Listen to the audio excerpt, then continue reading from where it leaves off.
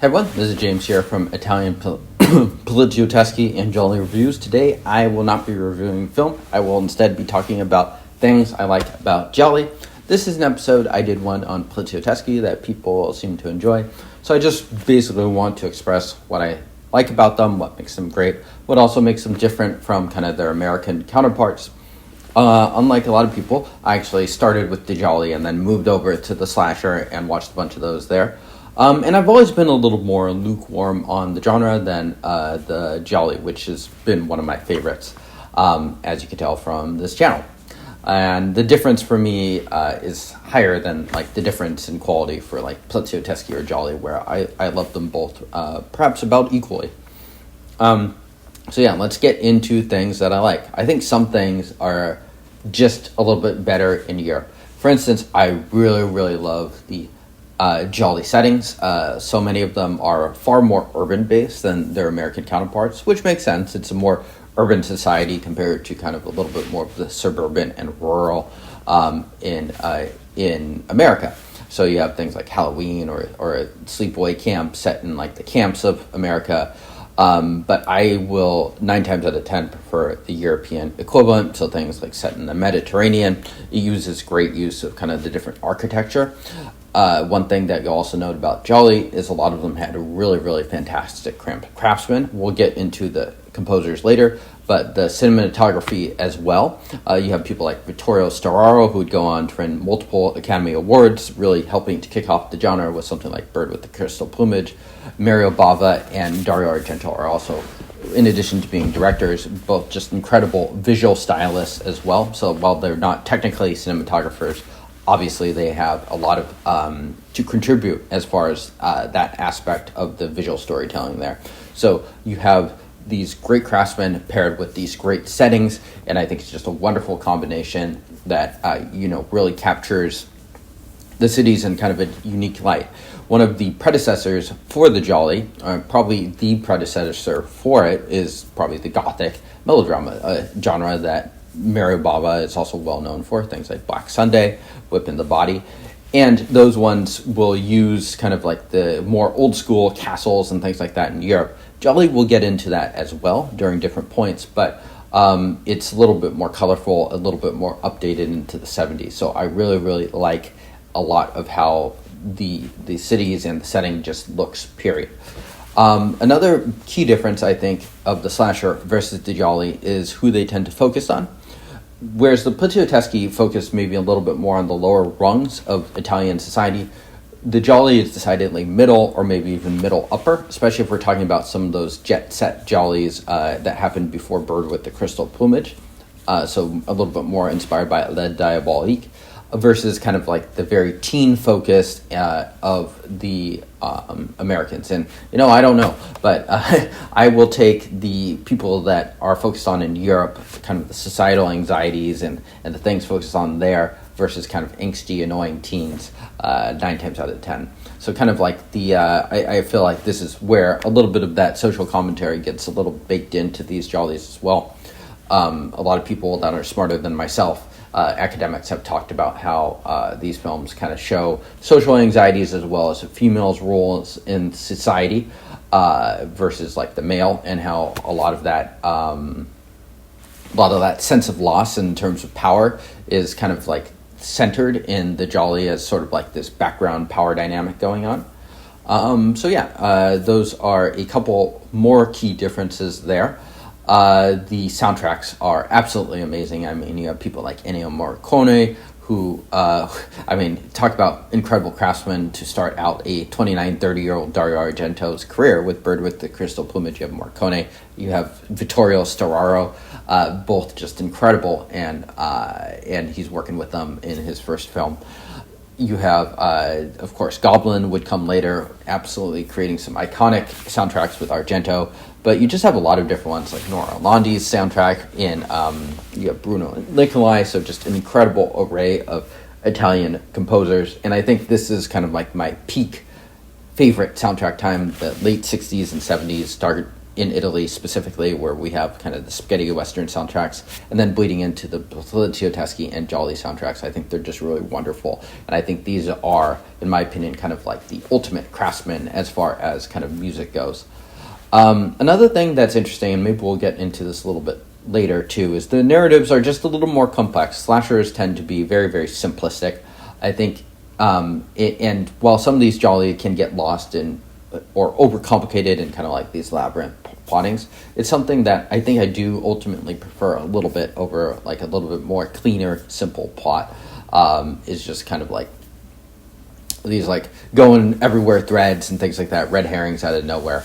I'm not going to say that the plotting on these Giallis is always perfect. It's definitely not, but to have a little more, if you're going to watch like 100 of these films, I think it helps to have a little bit more complexity as far as plots go.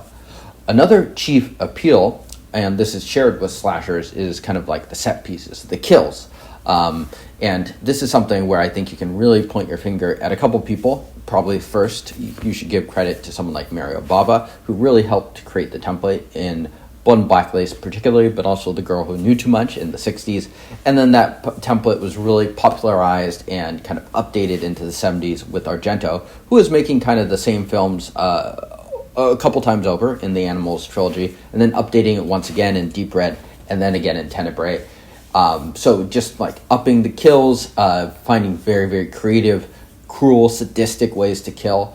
And Argento, you could tell, in many ways he's a very imbalanced filmmaker, but he has always had a gift for the visuals as well as composing these incredible set pieces and things like that. So even in the films that are a little bit lesser, there's often a set piece or something like that where you're like, oh yeah, this is like Argento. This is the good stuff, despite maybe some things that are not going super smoothly in the narrative or whatnot.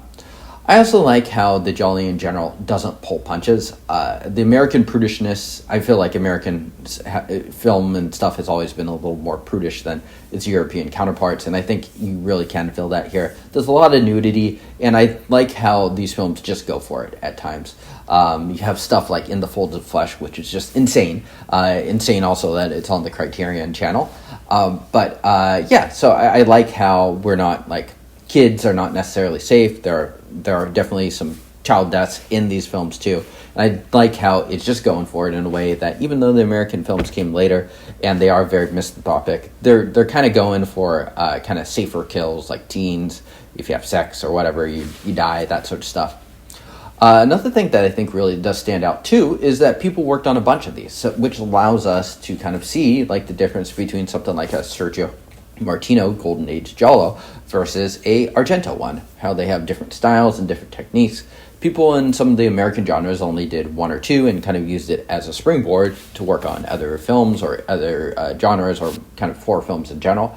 People cranked out a lot of these. So you have like people like Ernesto Gastaldi, an incredibly prolific Giallo writer, Dario Argento, incredibly prolific, not too prolific, but he's done something like 8 or 9 or 10 Giallo over the course of his career. So you have these people coming back, and it's always interesting to see what people do and what they will take and revisit or riff on these films, and I think you can get a lot more of that when you have a consistency of people working on these films. Okay, so next up I have plotting. So plotting is interesting. I talked a little bit about this on the complexity, and I would say it's not necessarily like a top 2 or 3 appeal for these films. In fact, a lot of these films fall apart a little bit the more you think about them, or if you approach them as like kind of creating a perfect mystery. I think very few of the Gialli actually are perfect mysteries.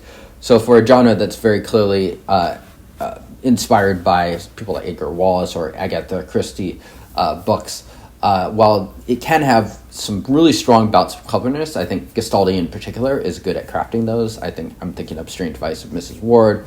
Torso is also a good one. They do fall apart a little bit when it comes to explanation or stuff. So, I mean, you think about Psycho, incredible Hitchcock film that has a terrible last couple minutes that's just not particularly interesting or compelling at all. I feel like a lot of these fall into that as well. So while it's not necessarily a chief strength. I do think kind of these bouts of cleverness and like the way that they're able to construct the plot in something like Short Night of Glass Dolls, where we're cross-cutting between him as kind of a slab towards piecing the mystery together, are definitely parts of definitely some things that will give you a little bit of a thrill. Okay, so, and I think that's something you're not necessarily going to get in the more simplistic slashers. So, the plots don't always come together perfectly, but sometimes there are some really moments of genius in there. So, recommendations for someone just getting started out.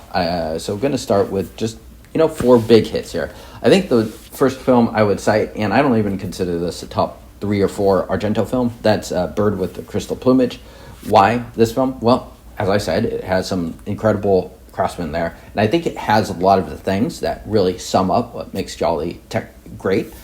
So I think set in the Golden Age, you have the Storaro cinematography, you have the Morricone score, you have some American leads, Musante, Enrico Maria Salerno, so very much kind of a complete film. So while I don't love it as much as kind of some of the later Argento that would come later, I think it's a better introduction to the genre than something like Tenebrae, which comes well after the Golden Age and is kind of riffing more on Giallo tropes and things like that, or Argento's career, than it is on just kind of like coming in as like the first one that comes. Next up, I have Blood and Black Lace. So why not this film first? It's obviously kind of more signature as far as influential. I also prefer this film over Bird with the Crystal Plumage.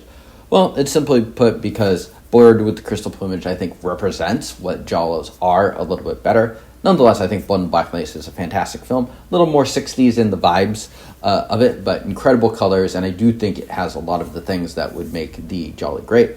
Next up, Strange Vice of Mrs. Wardh. I think, for me at least, still kind of the ultimate Sergio Martino Giallo.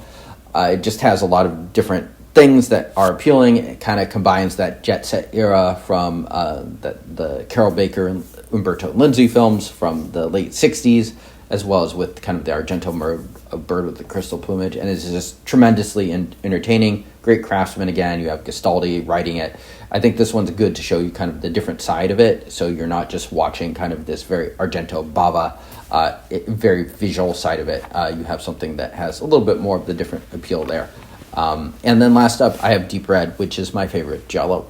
It is just, the great combination of just incredible score, incredible set pieces, incredible amount of sadism, and it just pushes stuff a little bit to another level. I would put this film last just because I think it's a little bit more towards the tail end of the Golden Age, and I don't think it necessarily represents, especially in terms of score and feel, it's a little bit longer than a lot of the other Giallo, what the kind of more the Golden Age, the big when like the bulk of the Giallo were being created in 1970, 1971, and 1972 represent. That sums up the Gialli, and so hopefully people like this episode, and let me know what you think, and I will see y'all next time.